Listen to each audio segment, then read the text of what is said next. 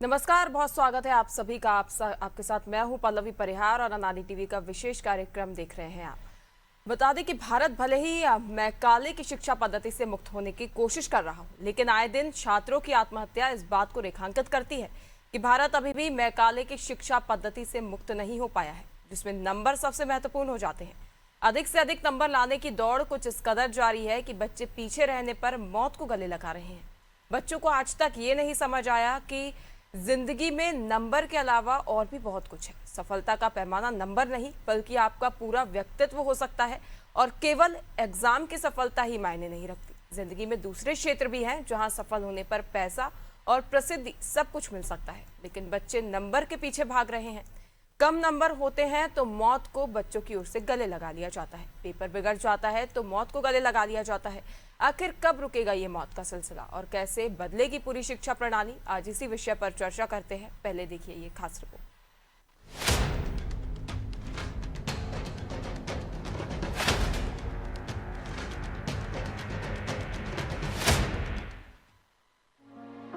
भारत में नंबरों की दौड़ बच्चों को मौत के मुंह में धकेल रही है।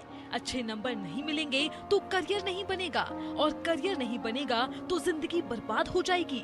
यह डर पहले एग्जामिनेशन हॉल तक पहुंच जाता है। बाद में रिजल्ट के समय नंबर कम आते हैं तो बच्चे तनाव में आ जाते हैं और उनमें से कुछ बच्चे मौत के मुंह में समा जाते हैं। एमपी, यूपी सहित देश के अनेक भागों में रिजल्ट के बाद ऐसे कई हृदय विदारक मामले सामने आए। इंदौर के गांधीनगर इलाके में रहने वाली एक छात्रा ने रिजल्ट बिगड़ने पर जहर खा लिया। तबीयत बिगड़ने पर परिजन उसे निजी अस्पताल लेकर पहुंचे। देर रात उसकी मौत हो गई।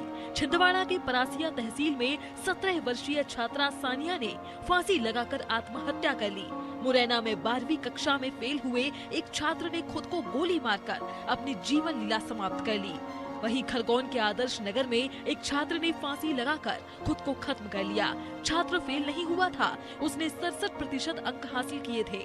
मुजफ्फरनगर में परीक्षा परिणाम के बाद 11वीं कक्षा में फेल होने से दुखी एक छात्र ने फांसी लगाकर खुदकुशी कर ली। कानपुर में 92% अंक आने के बाद भी सीबीएसई 10वीं की छात्रा ने रिजल्ट आने के 24 घंटे बाद सुसाइड कर लिया। ऐसे कई मामले हर साल एग्जाम के समय देखने में आते हैं। कई बार बच्चे एग्जामिनेशन के बाद अच्छे मार्क्स नहीं मिलने के कारण मौत के मुंह में समा जाते हैं। सरकार बच्चों में एग्जामिनेशन का डर कम करने के लिए बहुत से उपाय करती है। हमारे प्रधानमंत्री भी परीक्षा पर चर्चा कर चुके हैं, लेकिन हर साल आत्महत्या की यह घटनाएं सुनाई पड़ती हैं, तो दिल कांप जाता है। विशेषज्ञ कहते हैं कि नंबर लाना मेहनत का एक हिस्सा है, लेकिन यह पूरी तरह सफलता तय नहीं करते। जिंदगी में सफलता के और भी बहुत से तरीके हैं। जरूरी नहीं कि अच्छा नंबर लाने वाला ही सफल हो। कई बार वह भी सफल हो सकता है जिसके नंबर अच्छे नहीं हो, लेकिन जिसका लक्ष्य सुनिश्चित हो। सबसे बड़ी बात तो ये है कि हमारा जीवन दुनिया के किसी भी रिजल्ट से ज्यादा अनमोल है। इसके बाद भी तनाव क्यों बढ़ता है और इतना क्यों बढ़ जाता है कि छात्र मौत को गले लगा लेते हैं। इस तरह की घटनाओं के कारण हमारी परीक्षा प्रणाली भी कहीं न कहीं सवालों के घेरे में आ गई है। आखिर नंबर की दौड़ बच्चों की मौत का कारण कब तक बनेगा और नंबर के अलावा व्यक्तित्व के दूसरे पहलुओं की जाँच करने की प्रक्रिया कब शुरू की जाएगी।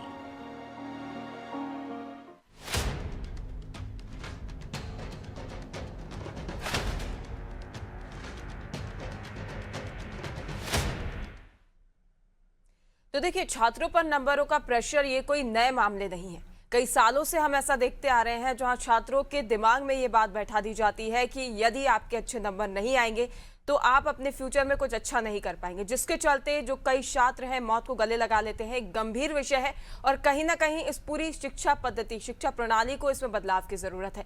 तो वहीं इस पर अधिक जानकारी के लिए हमारे साथ खास मेहमान जुड़ गए हैं। डॉक्टर जवाहर शुरी सेट्टी हैं, ये शिक्षाविद हैं। इनसे हम जानेंगे। अनादि टीवी में आपका बहुत बहुत स्वागत है सर।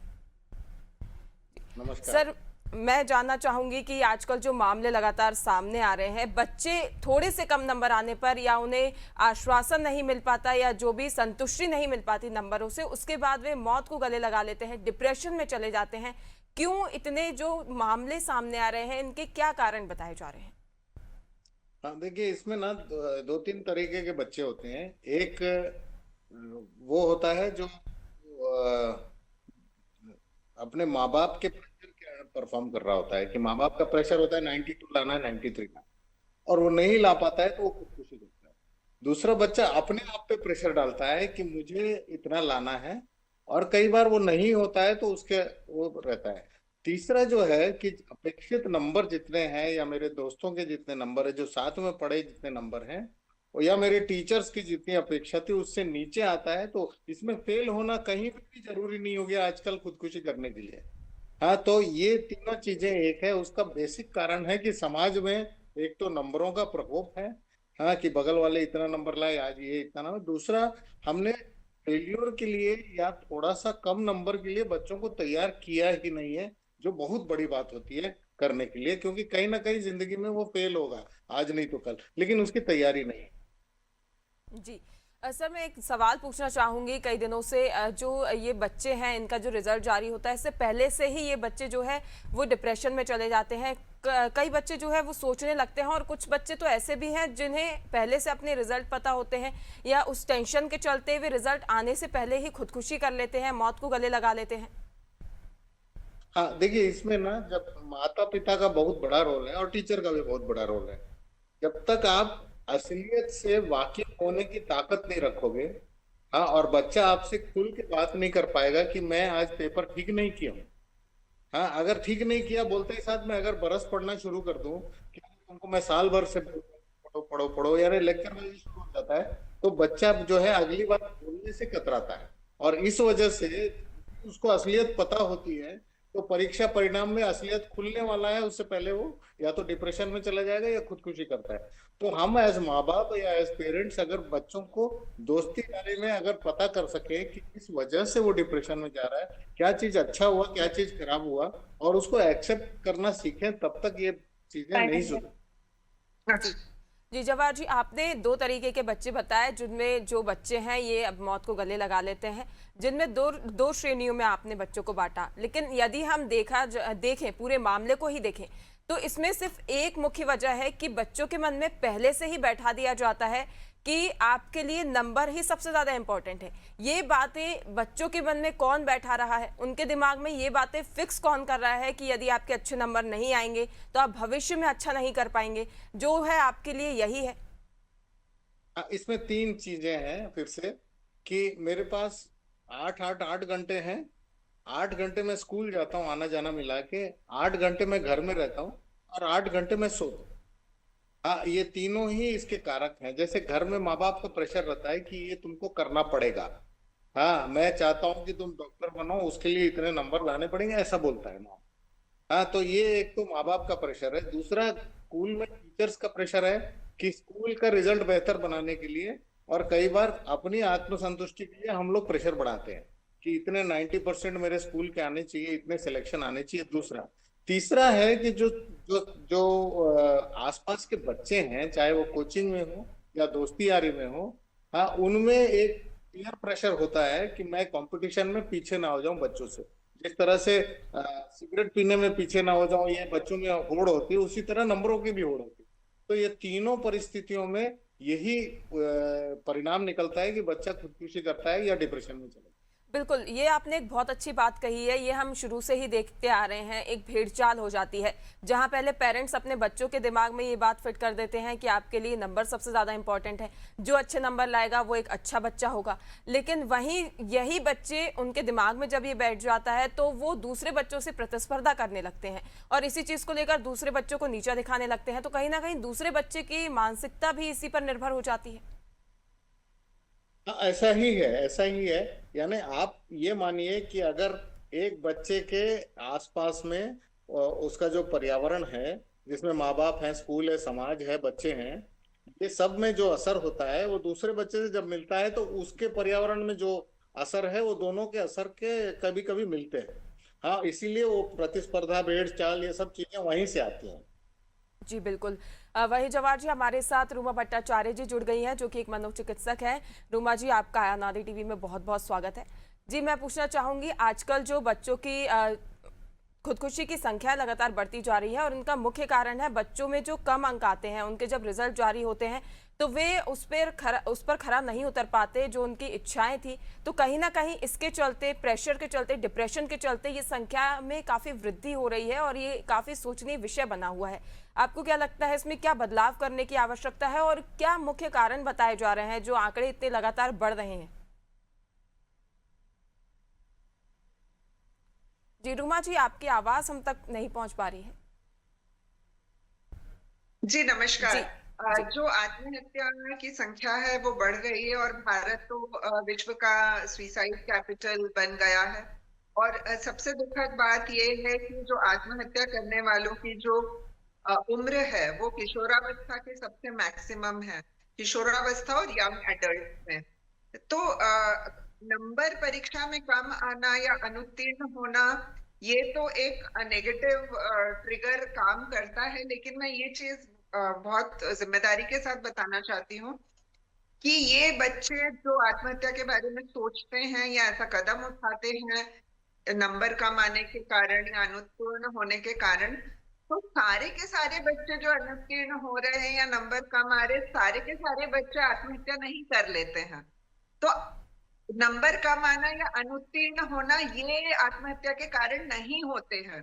ये जो बच्चे इस तरह के कदम उठाते हैं, ये जानना समझना बहुत ही जरूरी है कि इन बच्चों में काफी पहले से ही, हफ्ते दर हफ्ते, महीनों पहले से ही डिप्रेशन, उदास रहना, मूड फ्लक्चुएट होना, पढ़ाई में मन नहीं लगना, नकारात्मक सोच आना, ये सारी चीजें बहुत पहले से उत्पन्न हुई रहती है, जो अनदेखा हो जाता है, नजरअंदाज हो जाता है, चाहे वो घर वालों के द्वारा हो, स्कूल्स में हो, फ्रेंड्स या भाई बहनों के द्वारा हो।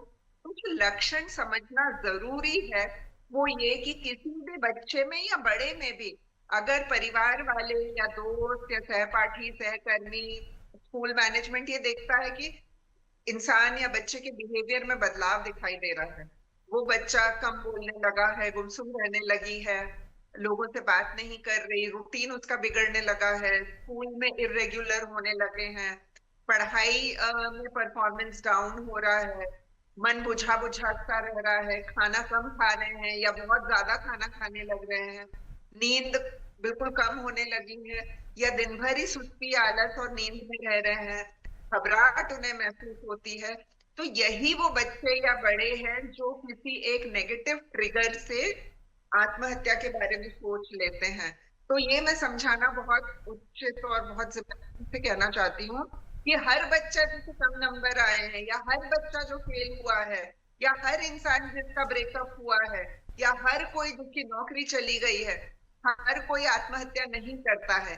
तो ये आत्महत्या के कारण नहीं है, आत्महत्या के कारण अंदरूनी है, दिमाग में है, जो पहले से ही उदास रह रहा है, जो पहले से ही उसका मूड फ्लक्चुएट हो रहा है, जो पहले से ही काफी पहले से ही ये कदम उठाने के महीनों पहले से मानसिक रूप से असंतुलन महसूस कर रहा है। तो ये लक्षण जानना, समझना, सही समय पे उपचार के लिए पहुंचना, सही समय पे जो है हेल्प लेना, ये बहुत जरूरी है। तो खाली कम नंबर या अनुत्तीर्ण होने को कृपा करके कारण न बताओ, वो एक ट्रिगर का काम करती है। जो पहले से ही डिप्रेस है उसको जब कम नंबर आ गए तो वो आत्महत्या करने की सोचता है, जो डिप्रेस नहीं है, कम नंबर आ गए, फेल हो गए, वो आत्महत्या नहीं करते हैं।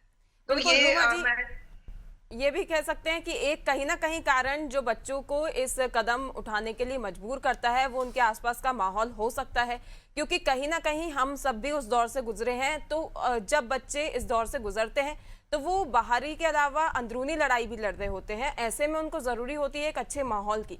यदि उनको माहौल ही विपरीत मिल जाता है तो ये परिस्थितियां और बढ़ जाती हैं, अधिक विषम हो जाती हैं। जी देखिए, माहौल तो हर एक के लिए ही अच्छा रहना जरूरी है, लेकिन खुद के अंदर का मैं जो समझाना चाह रही हूँ वो शायद आप तक बात नहीं पहुंची।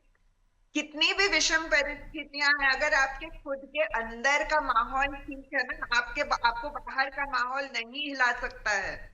जी वही मेरा सवाल यही था रूबा जी, जैसे उसी को बाहर का माहौल इफेक्ट करता है। जी हर बिल्कुल। किसी को, हर एक के लाइफ में कोई ना कोई नेगेटिव इनपुट आती है, हर एक के लाइफ में कोई ना कोई नेगेटिव कमेंट आ जाता है या हादसा हो जाता है। वो हर कोई नहीं टूट जाता, जो पहले से ही टूटा टूटा महसूस कर रहा है, उस समय उसके लक्षण पहचानना, उस समय उसको मदद पहुंचाना, ये बहुत जरूरी है। हमारे अंदर के माहौल से ही हम बाहर का माहौल ठीक कर सकते हैं। अगर मैंने काला चश्मा पहना है तो मुझे हर कुछ काला दिखेगा, लाल पहना है तो हर कुछ लाल दिखेगा। तो अगर हमारे अंदर का माहौल ठीक है तो हम बाहर के माहौल को डील कर सकते, कोप कर सकते हैं, उसको हम अपने आप पे उसका नेगेटिव इफेक्ट होने से रोक सकते हैं। तो जो बात मैं कह रही हूँ एक मेंटल हेल्थ प्रोफेशनल की तहत, वो ये कहना चाह रही हूँ, जिस बच्चे की मानसिक स्थिति कमजोर दिखाई पड़ रही है, कमजोर यानी वो जानबूझ के कमजोर नहीं हो रहा है, उसकी अंदरूनी, ये समझना बहुत जरूरी है कि डिप्रेशन एक बायोलॉजिकल बीमारी है, मूड डिसऑर्डर्स बायोलॉजिकल बीमारी है। जैसे किसी को डायबिटीज हो जाता है, थायराइड हो जाता है, तो वो इंसान जानबूझ के थायराइड या डायबिटीज नहीं कर लेता है, उसके अंदरूनी कुछ सिस्टम में गड़बड़ी है। वैसे ही मूड डिसऑर्डर्स या डिप्रेशन अंदरूनी गड़बड़ी से पैदा होती है और फिर बाहर बाहर का नेगेटिव ट्रिगर जो है उसको और बढ़ा देती है। लेकिन अंदर मानसिक स्थिति अच्छा रखना, मेंटल हेल्थ सही रखना बहुत जरूरी है। और वो सही रखना सिर्फ खुद की जिम्मेदारी नहीं है।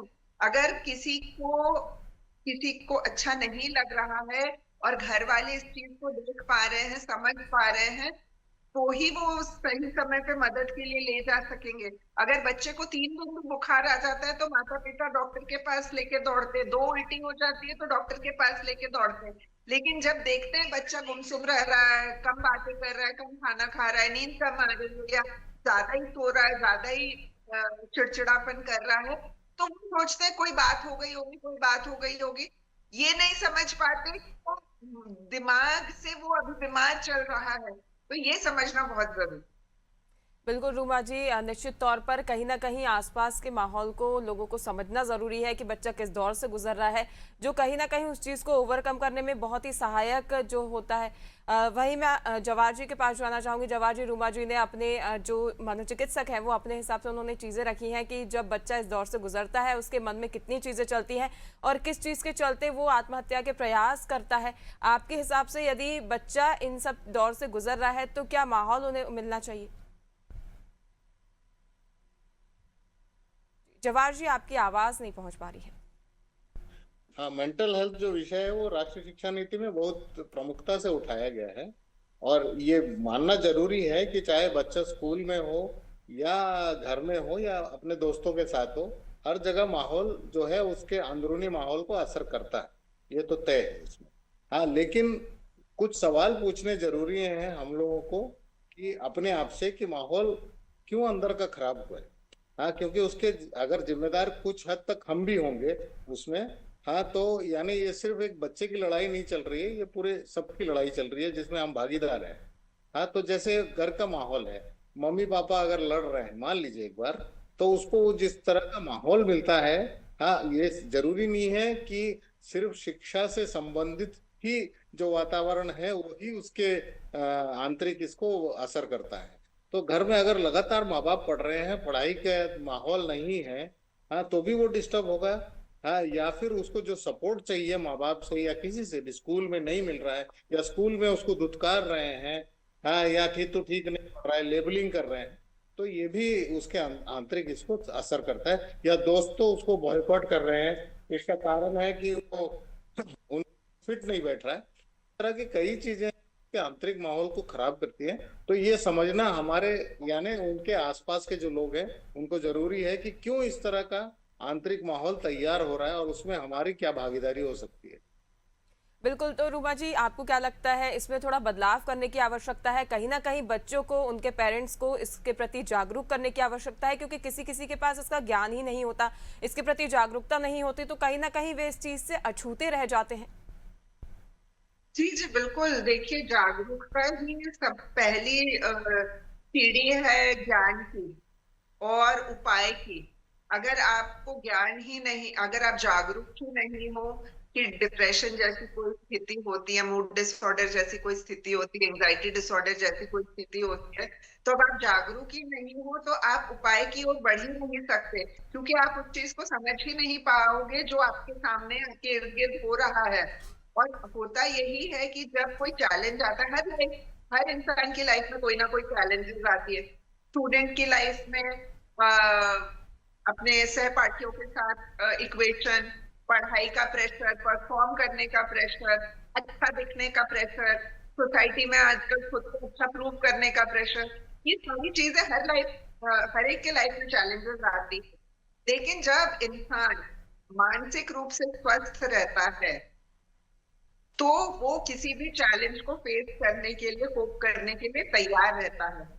लेकिन अगर उस इंसान में, उस बच्ची में कॉन्फिडेंस की कमी है, एंजाइटी है, घबराहट होती है, अपने आप में आत्मविश्वास की कमी है, उसे अपने आप को कम आंकने की जो है आदत है, तो ये चीजें कोई भी बच्चा जानबूझ के नहीं करता कि मुझे जो है घबराहट हो, मुझे लोगों के बीच में असहज लगे, मुझे जो है अपने आप में आत्मविश्वास की कमी लगे।